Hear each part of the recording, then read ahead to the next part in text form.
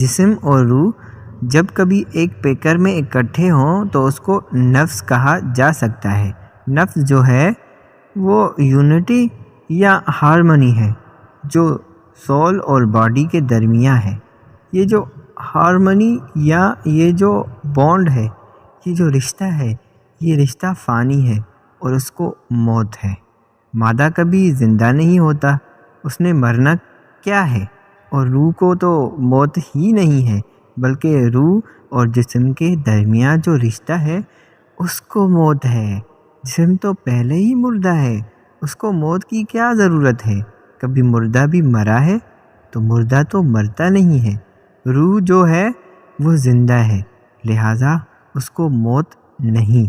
تو کون سی چیز ہے جس کو موت ہے؟ وہ اس رشتے کا نام ہے، یعنی یہ جو رشتہ ہے سول اور باڈی کا، یہ ختم ہو جائے گا۔ یعنی مین اس رشتے کا نام ہے، ایز اے مین یا ایز اے ہیومن بینگ۔ اب آپ غور کریں کہ آپ لوگوں کو نفس واحد سے پیدا کیا گیا ہے، یعنی ایک انسان سے۔ یہاں پر نفس سے مراد انسان ہے۔ تو کل نفس ذائقۃ الموت، جہاں تک سارے انسان ہیں وہ سب انسانی پیکر میں ہیں، اور یہ باڈی اور سول کا کمبینیشن ہے۔ اس نے ایک دفعہ موت کو چکھنا ضرور ہے، یعنی یہ جو یونٹی ہے یہ ٹوٹے گی ضرور، کیونکہ یہ عارضی ہے۔ سول پرماننٹ ہے۔ مادہ کی حقیقت یہ ہے کہ جسم مٹی سے آیا ہے، مٹی میں واپس چلے جانا ہے، اور روح لامکاں کی مسافر ہے، اسے لامکاں میں واپس چلے جانا ہے۔ اس کی مثال لوگ یوں دیتے ہیں کہ اگر کوئی تیز رفتار اڑنے والا پرندہ مثلاً شاہین زمین پر کوئی چیز دیکھے تو اس نے جھپٹا مارا اور اس چیز کو اٹھایا، پھر اس نے دیکھا کہ یہ تو مری ہوئی چیز ہے، اس نے واپس پھینک دی اور وہ چیز واپس کر گئی۔ اب جتنی دیر وہ مری ہوئی چیز اس کے پنجے میں تھی اڑتی رہی تھی، اور جب اس نے پنجے میں سے چھوڑ دیا تو مردہ مردوں میں جا ملا۔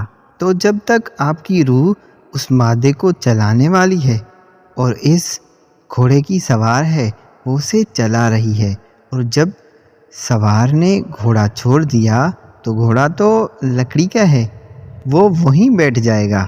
اس لیے یہ کمبینیشن تو یہیں ختم ہو جانا ہے۔ اور جب کبھی آپ سے سوال پوچھا جائے گا کہ بتاؤ کہ تم نے دنیا میں کیا کھایا پیا ہے، تو یہ کمبینیشن قائم ہونا ضروری ہے۔ دوبارہ زندگی کا مطلب یہ ہے کہ روح تو مری نہیں، اس نے زندہ کس لیے ہونا ہے؟ وہ تو آلریڈی ایگزسٹ کر رہی ہے، اور جس روح نے ایک بار مٹی کا پیکر استعمال کیا اور انسان بنی، وہ دوبارہ بھی پیکر استعمال کر لے گی۔ تو پھر آپ اس فارم میں آ جائیں گی اور اس کیفیت میں آ جائیں گی، کیونکہ اگر کوئی انسان دانا ہے اور وہ دانا ایک غلطی کرے تو اس کی دانائی میں ایک سوال ہو سکتا ہے۔ آپ اگر اب بوڑھے ہو گئے ہیں اور بچپن میں آپ نے کوئی غلط کام کیا تھا تو اس کا اب سوال نہیں کر سکتے کہ تم نے کیوں کیا۔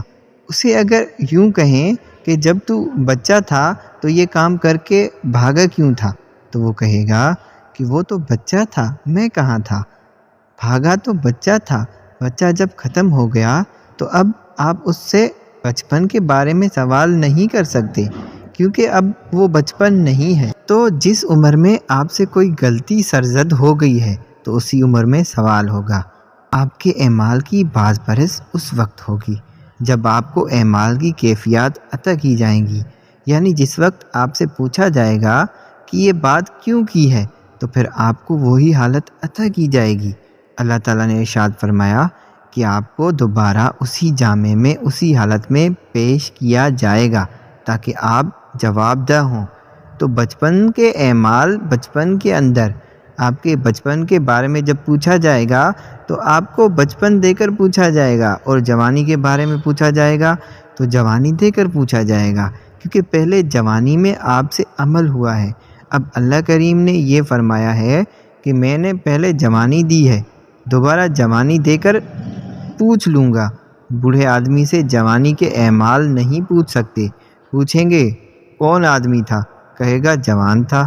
اگر جوانی کے عمل کے بارے میں پوچھا جائے کہ تو نے اتنا کھایا پیا کیوں تھا، تو وہ کہے گا پہلے بدہضمی ہے، کھانے پینے کا ذکر کہاں سے کر رہے ہو؟ اس لیے جوانی کی حالت میں جوانی کا سوال ہوگا، بڑھاپے کی حالت میں بڑھاپے کا سوال ہوگا۔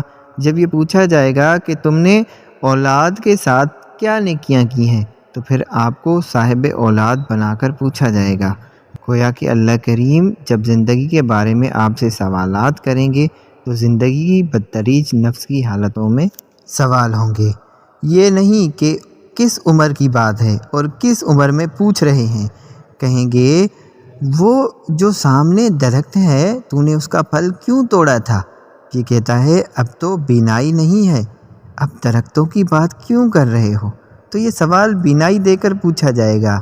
لہٰذا سائل کو، کینڈیڈیٹ کو، جس کو سوال محاسبہ ہونا ہے، اس کو اس حالت میں رکھ کر پوچھا جائے گا کہ بتا اب کیا کیفیت ہے؟ اس وقت تو تم نے نہیں غور کیا، لیکن اب تو میں موجود ہوں، اب غور کر کہ غلطی ہے کہ نہیں۔ تو وہ کہتا ہے کہ غلطی ہو گئی ہے۔ تم نے پہلے غلطی کیوں نہ مانی؟ پھر وہ کہتا ہے جی معافی دے دیں، تو اس کا کل معاف ہو جائے گا۔ اللہ کریم جو ہے وہ اسے چھوڑے گا نہیں، یعنی ریئلائز ضرور کرائے گا۔ اب آپ یہ نہیں کہہ سکتے کہ جوانی میں یہ واقعہ ہو گیا تھا، یہاں کے بچپن میں، تو جوانی دے کر پوچھا جائے گا، اور پہلے ہی اللہ نے آپ کو اطلاع کی ہوئی ہے کہ اللہ ہے، اور جو لوگ اللہ کو غائب سمجھ کر اس سے ڈرے، یہ لوگ اللہ کو حاضر سمجھتے ہیں۔ مقصد یہ ہے کہ اللہ سے جو لوگ ڈرتے ہیں اور اللہ کو غائب سمجھ کر ڈرتے ہیں، وہ لوگ بڑے ایمان والے ہیں، یعنی کہ اللہ کو یہ جانتے ہوئے کہ اللہ موجود ہے، اگرچہ وہ بیماری نگاہوں میں نہیں ہے، اس کو اس طرح غائب سمجھ کر ڈرتے ہیں، تو یہ لوگ بڑے ایمان والے ہیں۔ اور اس وقت اللہ حاضر ہوگا اور نگاہوں کے سامنے موجود ہوگا، پھر آپ کو معلوم ہوگا کہ کیا فرق تھا، کہ اللہ کی اطلاع اللہ کے بارے میں جو تھی اس وقت تم نے ایسا محسوس نہ کیا، اور اب اللہ موجود ہے۔ ذالک الیوم الحق، آج کا دن حق ہے۔ اب بتاؤ کہ ایسا کام کیوں ہوا؟ اب آپ یہ نہیں کہہ سکتے کہ پتہ نہیں کیا تھا اور کیا نہیں تھا، پھر آپ اپنی غلطی کو اس وقت ریئلائز کریں گے۔ اس لیے وہ لوگ مومن کہلائیں گے جو غائب ماننے کے بعد اس کیفیت میں ڈریں۔ آپ جس کو غائب کہہ رہے ہیں وہی تو حاضر ہے، اور جسے حاضر سمجھ رہے ہیں یہ غائب ہے، تو جس کو آپ غائب سمجھ رہے ہیں حقیقت میں وہی حاضر ہے، اور جس چیز کو آپ حاضر سمجھ رہے ہیں اس نے غائب ہو جانا ہے، کیونکہ یہ فانی ہے اور اللہ باقی ہے۔ باقی ہمیشہ حاضر ہے اور فانی ہمیشہ ہی غیر حاضر ہے۔ لہٰذا اتنا سا فرق آپ طے کر لیں تو آپ کو نفس کی پہچان ہو جاتی ہے کہ نفس ہے کیا۔ تو نفس کی پہچان اسٹیجز کے زمانے ہیں، ارتقاء کے زمانے ہیں، اعمال کے زمانے ہیں، اور افعال کے زمانے ہیں، یعنی جسم، روح اور مادہ کا کمبینیشن جو ہے، اس جسم پر اعمال ارتقاء اور افعال کے زمانے، یہ سارے نفس کے زمانے ہیں۔ اب آپ جسے نفس مطمئنہ کہہ رہے ہیں، تو یہ ایک انسان کے نفس کی ایک زمانے کی حالت ہو سکتی ہے، دوسرے زمانے میں دوسری حالت ہو سکتی ہے، لیکن کچھ انسانوں کے ساتھ یہی حالت چلتی رہتی ہے، وہ ہمیشہ کے لیے نفس مطمئنہ ہوتے ہیں۔ کچھ انسان ذکر کے ذریعے مطمئنہ ہو گئے، کچھ کسی اور طرح سے ہو گئے۔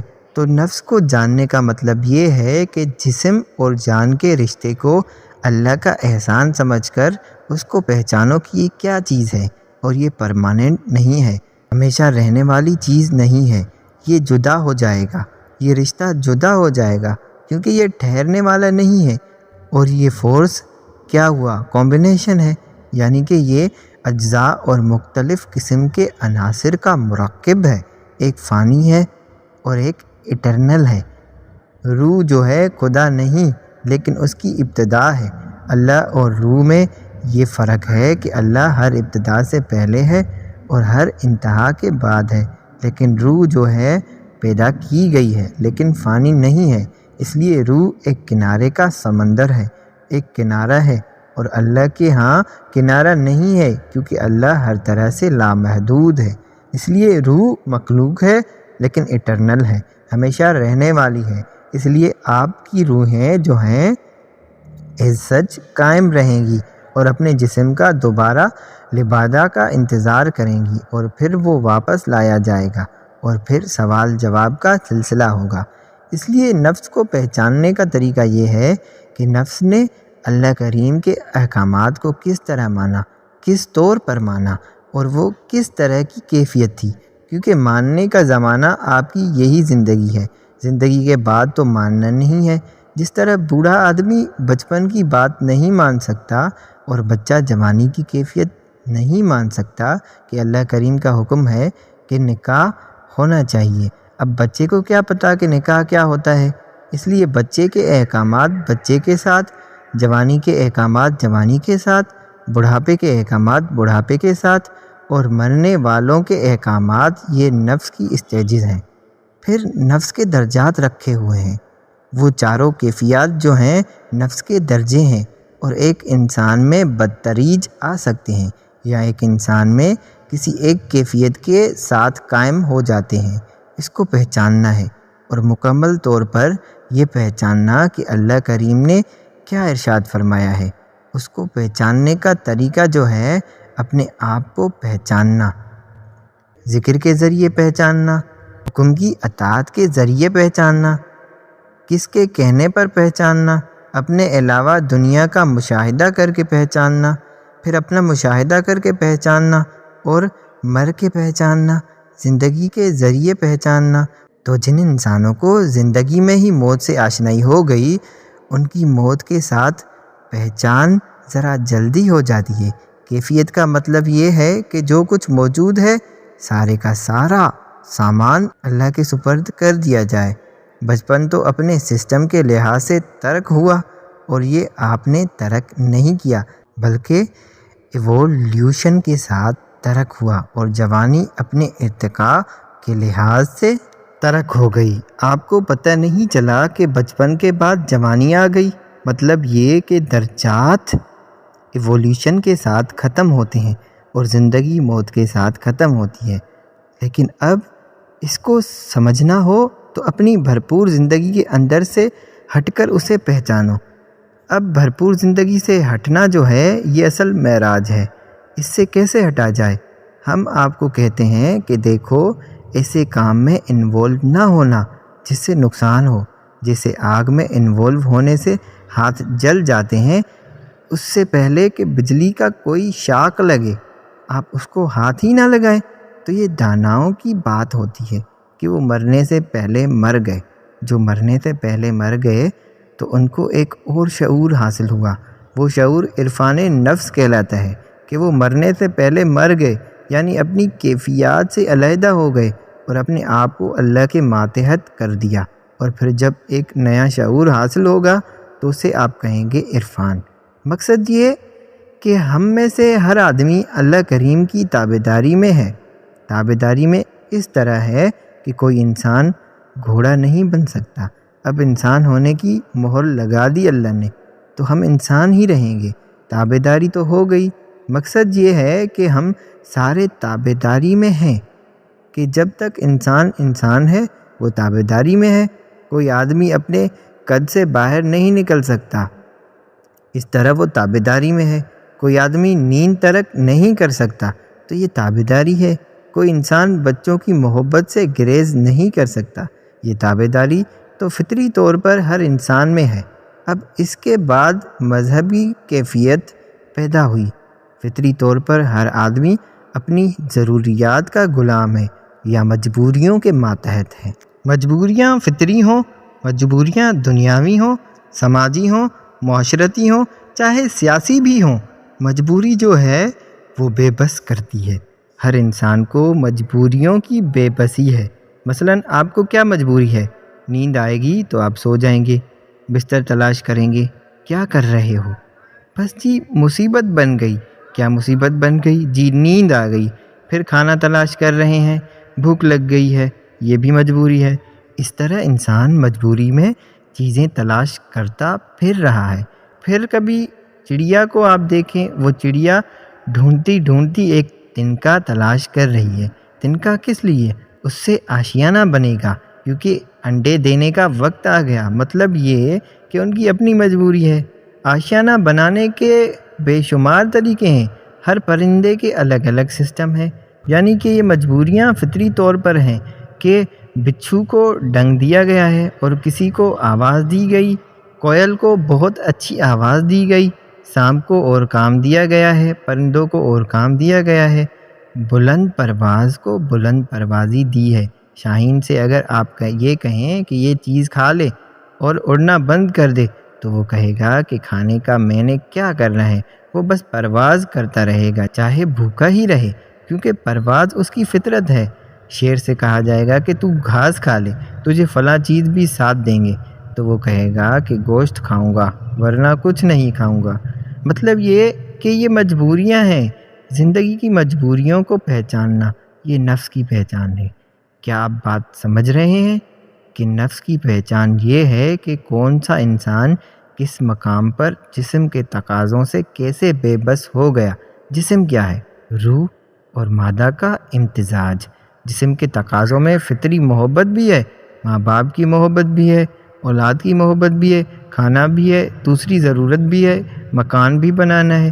تو یہ سارے کام، سارا کاروبار فطری ہے اور یہ سارا نفسانی ہے۔ اب جتنا کاروبار سیکولر ہے، لا مذہب دنیا کا کارخانہ جو ہے، یہ سارا عرفان نفس ہے، جس میں اسپیس کو دریافت کرنا، چاند پر جانا، سائنس کو دریافت کرنا، زمین کی پہنائیوں میں جانا، یہ ساری زولوجی، باٹنی، سائنس، ساری سوشل سائنسز، نفسیات، فلسفہ وجودیت، موجودیت، یہ سارے کا سارا نفس ہے۔ اس میں کسی حوالے کی ضرورت نہیں ہے۔ انسانی ذہن کی رفتار ہر رفتار سے زیادہ ہے، ہر رفتار سے اس طرح زیادہ ہے کہ ابھی میں سوچ رہا تھا کہ ایفل ٹاور کہاں ہے، اور پھر میں نے کہا آپ یہ بتاؤ کہ تاج محل کہاں ہے۔ ایفل ٹاور کدھر اور تاج محل کدھر؟ منٹ نہیں لگا ذہن کو، ذہن وہاں چلا گیا اور پھر ذہن یہاں چلا گیا، یعنی پہلے پیرس چلا گیا اور پھر آگرہ چلا گیا۔ اب ذہن جہاں مرضی چلا جائے، میں چمن میں چاہے جہاں رہوں، میرا حق ہے فصل پہاڑ پر۔ تو ذہن ہر جگہ جا سکتا ہے۔ ذہن کی پرواز اور ذہن کا سفر لامحدود ہے۔ کوئی انسانی غم کسی طرح کا ہو، آنسو ایک جیسے ہیں۔ کمال کی بات تو یہ ہے کہ کل تو تجھے چوٹ لگی تھی اور تو رو رہا تھا، اور آج تجھے کوئی اور تکلیف ہوئی تو تو رو رہا ہے۔ کہتا ہے کہ تکلیف جس طرح کی ہو، رونا میں نے اسی طرح ہے۔ آپ بات سمجھ رہے ہیں؟ یعنی رونا جو ہے ہر طور پر غم کا باعث ہوگا۔ مطلب یہ کہ انسان کی آنکھ نے رونا ضرور ہے، اور مذہب والے ہوں یا لا مذہب ہوں، سب کی آنکھ میں آنسو یکساں ہوں گے، اور روتے ہوئے شکل تھوڑی سی خراب ہو جاتی ہے۔ تو یہ سارا نفس ہے، اور کہکہا لگانا بھی نفس ہے، دوڑنا نفس ہے، آرام کرنا نفس ہے، کسی کے ساتھ نیکی کرنے کی فطری خواہش، بدی کرنے کی فطری خواہش، شہر چھوڑنے کی خواہش، شہر بسانے کی خواہش، سفر کرنے کی خواہش، مقیم رہنے کی خواہش، یہ سارا ہی نفس ہے۔ یہ زمین کا جتنا کارخانہ سجایا گیا ہے، یہ سارا نفس ہے۔